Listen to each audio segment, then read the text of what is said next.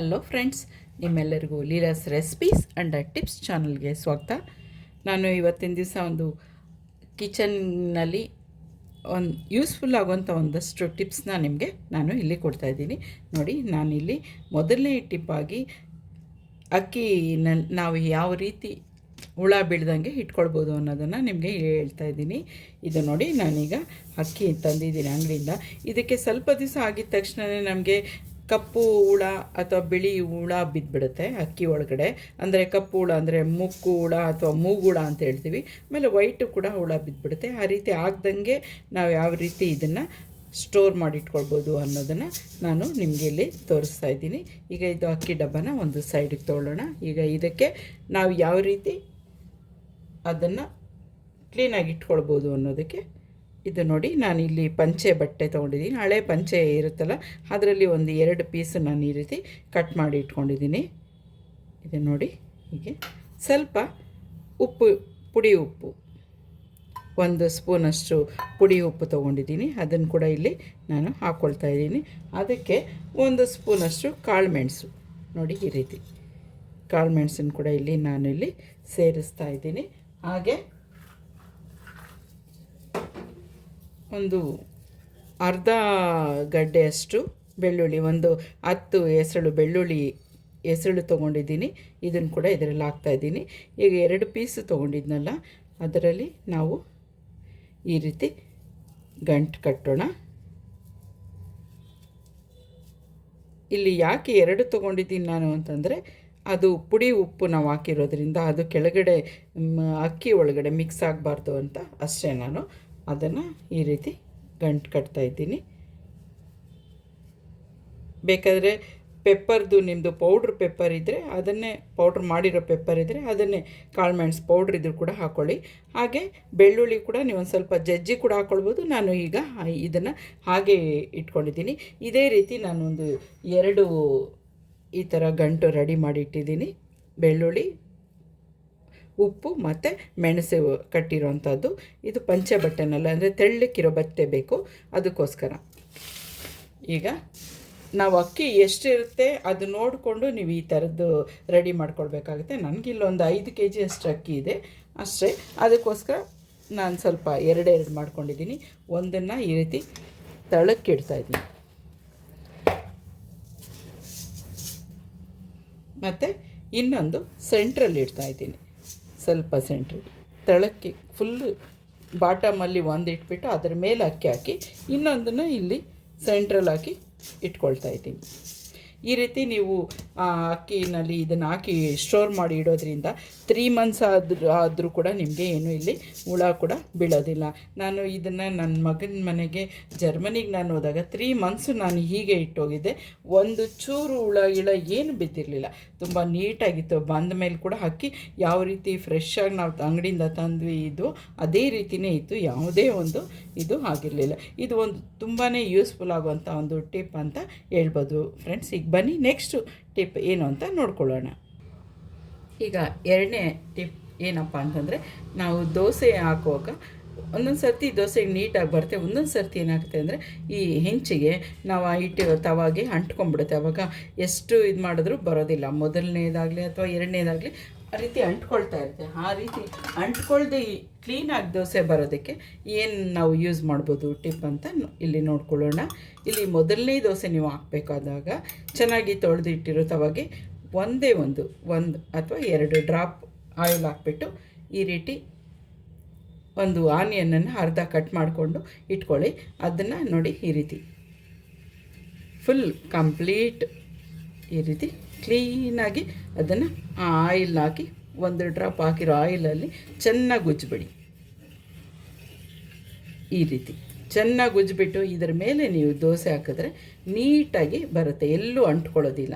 ಆಮೇಲೆ ಇದು ಹಾಕಿದ ಮೇಲೆ ಕೂಡ ನೀವು ದೋಸೆ ಎತ್ತೋದಕ್ಕೆ ತೆಗೆಯುವಂಥ ಒಂದು ಈ ದೋಸೆ ಕೈನಲ್ಲಿ ಹೇಗೆ ಅಂದರೆ, ಈ ಡಿಸೈನ್ ಇದೆಯಲ್ಲ, ಇದು ಈ ರೀತಿ ಉಬ್ಬು ಆಗಿರುವಂಥ ಡಿಸೈನ್ ಮೇಲೆ ಬರಬಾರ್ದು. ಅದು ಈ ರೀತಿ ಉಲ್ಟಾ ಇರಬೇಕು. ಉಲ್ಟಾ ಇದ್ದಾಗ ನಿಮಗೆ ದೋಸೆ ನೀಟಾಗಿ ಹಿಂಗೆ ತೆಗೆದಾಗ ಅದು ಕ್ಲೀನಾಗಿ ಈ ರೀತಿ ಬರುತ್ತೆ.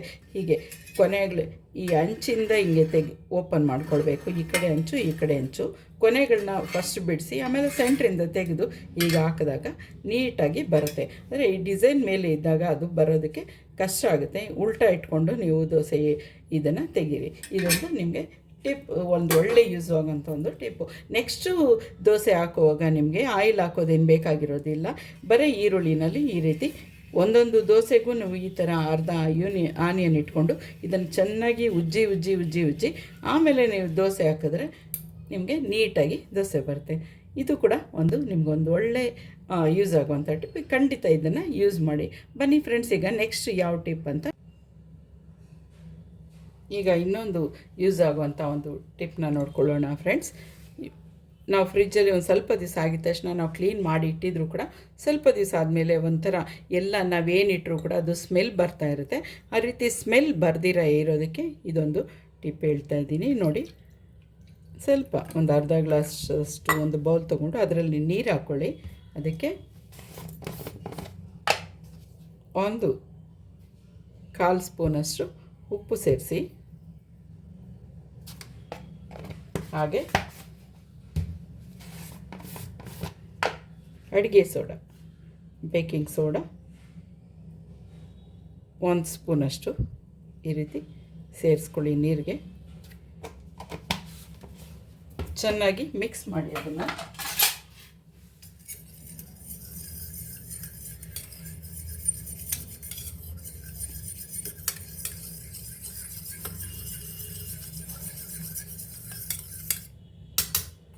ಮಿಕ್ಸ್ ಮಾಡಿದ್ದಾದಮೇಲೆ ನಿಮ್ಮ ಮನೆಯಲ್ಲಿ ಸ್ಪಂಜ್ ಇದ್ದರೆ ಸ್ಪಂಜ್, ಅಥವಾ ಇಲ್ಲಾಂದರೆ ಒಂದು 2-3 ಟಿಶ್ಯೂ ಪೇಪರ್ ತೊಗೊಳ್ಳಿ. ಅದರಲ್ಲಿ ಈ ರೀತಿ ಇಡಿ.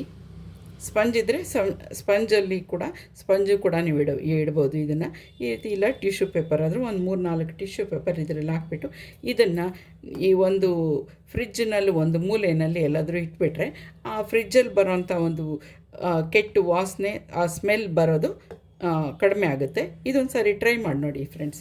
ಓಕೆ ಫ್ರೆಂಡ್ಸ್, ನೆಕ್ಸ್ಟ್ ಟಿಪ್ಗೆ ಹೋಗೋಣ.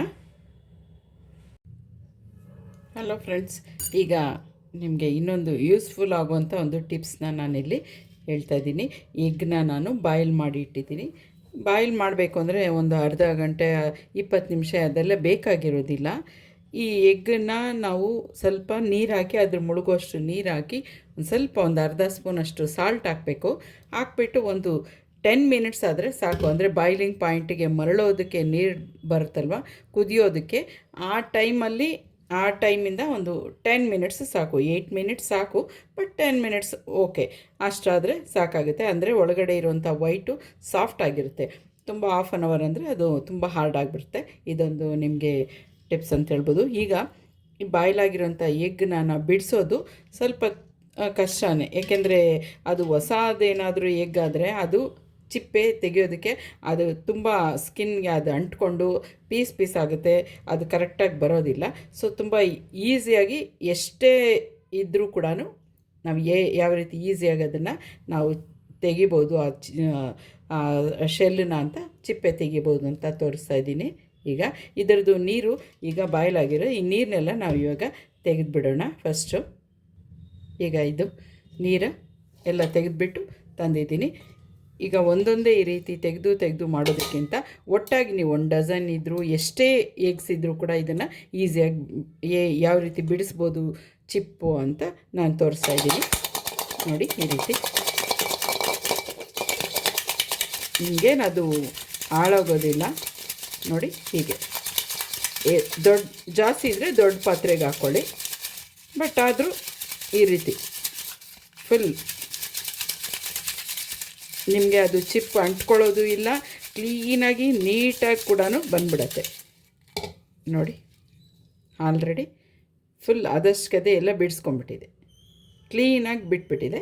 ಈಗ ಇದನ್ನು ಸ್ವಲ್ಪ ಇದ್ರ ಮೇಲೆ ಸಣ್ಣ ಸಣ್ಣ ಪೀಸಸ್ ಇರುತ್ತೆ, ಇದನ್ನು ನಾವು ವಾಶ್ ಮಾಡಿ ಇಟ್ಕೊಳ್ಬೇಕಾಗತ್ತೆ.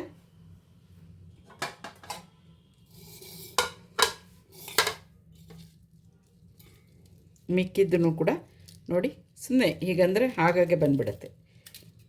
ಅಂದರೆ ನೀವು ಇದನ್ನು ಬಾಯ್ಲ್ ಮಾಡಬೇಕಾದ್ರೆ ಸ್ವಲ್ಪ ಒಂದು ಅರ್ಧ ಸ್ಪೂನಷ್ಟು ಸಾಲ್ಟ್ ಕೂಡ ನೀವು ಹಾಕಬೇಕಾಗುತ್ತೆ ನೋಡಿ, ಎಷ್ಟು ಈಸಿಯಾಗಿ. ಒಂದಷ್ಟು ಅಲ್ಲೇ ಅದು ಇದು ಆಗಿಬಿಟ್ಟಿರುತ್ತೆ, ಕ್ಲೀನಾಗಿ ಬಂದುಬಿಡುತ್ತೆ ನೋಡಿ. ಹಿಂಗಂದರೆ ಹಾಗಾಗೆ ಬಂದುಬಿಟ್ಟಿರುತ್ತೆ.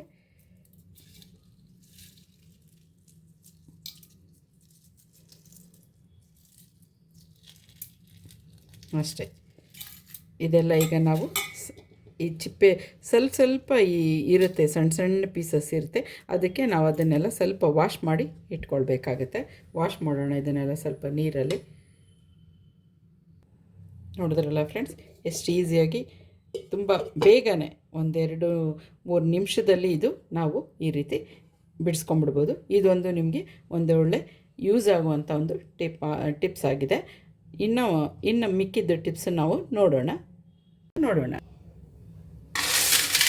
ಈಗ ಈ ಸಮ್ಮರಲ್ಲಿ ಎಲ್ಲರೂ ಹುಣಸೆ ಹಣ್ಣು ತೆಗೆದು ಅದನ್ನು ಸ್ಟೋರ್ ಮಾಡಿ ಇಟ್ಕೊಳ್ತಾ ಇರ್ತೀವಿ. ಹುಣಸೆ ಹಣ್ಣು ತಂದು ಅದನ್ನು ಬೇಡಿಸಿ ಇಟ್ಕೊಂಡಾಗ ಅದರಲ್ಲಿ ಬರೋವಂಥ ಹುಣಸೆ ಬೀಜ ಇಲ್ಲಿ ನಾನು ಕಲೆಕ್ಟ್ ಮಾಡಿ ಇಟ್ಟಿದ್ದೀನಿ. ಇದಕ್ಕೆ ಸ್ವಲ್ಪ ಅಂಟಂಟಾಗಿರುತ್ತೆ, ಅದರಿಂದ ಒಂದು ಸ್ವಲ್ಪ ತೊಳೆದು ನಾನು ಒಂದು 5-6 ದಿವಸ ಚೆನ್ನಾಗಿ ಬಿಸಿಲಲ್ಲಿ ಒಣಗಿಸಿ ಇಟ್ಟಿದ್ದೀನಿ. ಇದು ನಿಮಗೆ ಇದು ಅಂದರೆ ಯೂಸ್ ಆಗೋದಿಲ್ಲ ಅಂತ ನಾವು ಬಿಸಾಕ್ತೀವಿ, ಬಟ್ ಇದರಲ್ಲಿ ತುಂಬಾ ಕ್ಯಾಲ್ಶಿಯಮ್ ಇದೆ. ನಾವು ಕ್ಯಾಲ್ಶಿಯಮ್ ಸ್ವಲ್ಪ ಒಂದು 30-40 ಇಯರ್ಸ್ ಆಗಿದ ತಕ್ಷಣ ಕ್ಯಾಲ್ಶಿಯಮ್ ಕಡಿಮೆ ಆಗುತ್ತೆ, ಟ್ಯಾಬ್ಲೆಟ್ಸ್ ಹಾಕ್ಕೊಳ್ಳಿ ಅಂತಾರೆ. ಸೊ ಅದರ ಬದಲು ನಾವು ಈ ರೀತಿ ಈ ಹುಣಸೆ ಹಣ್ಣನ್ನು ಯೂಸ್ ಮಾಡಿಕೊಂಡಾಗ ನಮಗೆ ಕ್ಯಾಲ್ಶಿಯಮ್ ಇದರಲ್ಲಿ ತುಂಬಾ ಎಷ್ಟು ಕ್ಯಾಲ್ಶಿಯಮ್ ಇದೆ. ಸೊ ಆದ್ದರಿಂದ ಇದು ಕೂಡ ಫುಡ್ಡು ಐಟಮ್, ಇದೇನು ನಿಮಗೆ ಕೆಮಿಕಲ್ ಅಲ್ಲ, ಇದನ್ನು ಯೂಸ್ ಮಾಡ್ಬೋದು. ನೋಡಿ, ಇದನ್ನು ನಾನು ಈ ರೀತಿ ತೊಗೊಂಡಿದ್ದೀನಿ. ಇದನ್ನು ಚೆನ್ನಾಗಿ ತೊಳೆದು ಒಂದು 5-6 ದಿವಸ, ಒಂದು ವಾರದಷ್ಟು ನೀವು ಒಣಗಿಸಿ ಇಟ್ಕೊಂಡು ಇದನ್ನು ಈ ರೀತಿ ಬಾಣಲಿಲ್ಲ ಚೆನ್ನಾಗಿ ಹುರಿದು ಇಟ್ಕೊಳ್ಬೇಕಾಗುತ್ತೆ. ಚೆನ್ನಾಗಿ ಒಳ್ಳೆ ಅದು ಘಮ ಬರೋವರೆಗೂ ಕರೆಕ್ಟಾಗಿ ಚೆನ್ನಾಗಿ ಹುರ್ಕೊಳ್ಳಿ.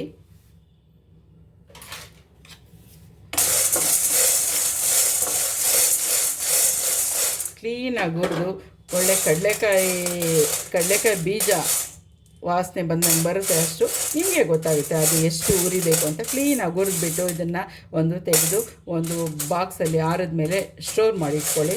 ದಿನ ರಾತ್ರಿ ಹೊತ್ತು ಒಂದು 4 ಅಥವಾ ಒಂದು 2, ನಿಮ್ಗೆ 2 ಸಾಕು ಅಂದರೆ 2 ಅಥವಾ 4 ಅಂದರೆ 4 ರಾತ್ರಿ ಒಂದು ಗ್ಲಾಸಲ್ಲಿ ಹಾಕಿ ನೆನೆಸಿಟ್ಕೊಳ್ಳಿ. ಬೆಳಗ್ಗೆ ಎದ್ದ ತಕ್ಷಣ ಇದರದ್ದು ಈ ಚಿಪ್ಪೆನ ತೆಗೆದುಬಿಟ್ಟು ನೀವು ನಿಧಾನಕ್ಕೆ, ಅದು ಸಾಫ್ಟಾಗಿರುತ್ತೆ, ಅಗದು ನಾವು ತಿನ್ನೋದ್ರಿಂದ ಬೆಳಗ್ಗೆ ಅಥವಾ ನಿಮ್ಗೆ ಯಾವಾಗ ಬೇಕಾದ್ರೆ ಆವಾಗ ಇದನ್ನು ತಿನ್ನೋದ್ರಿಂದ ನಿಮಗೆ ಕ್ಯಾಲ್ಶಿಯಮ್ ಚೆನ್ನಾಗಿ ನಿಮಗೆ ಸಿಗುತ್ತೆ.